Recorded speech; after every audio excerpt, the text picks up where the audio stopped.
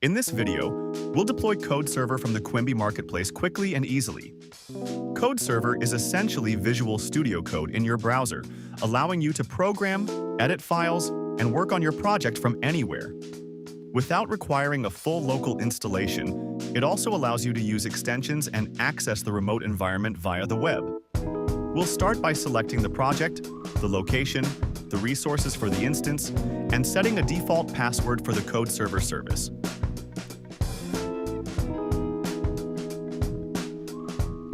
We'll review the estimated cost and launch the deployment.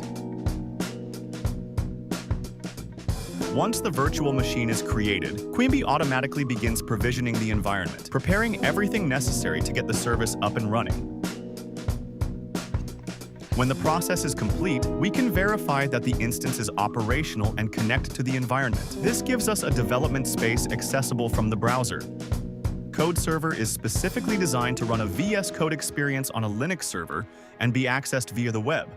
And just like that, with Cuemby, we can have CodeServer deployed in a few steps and ready to start developing.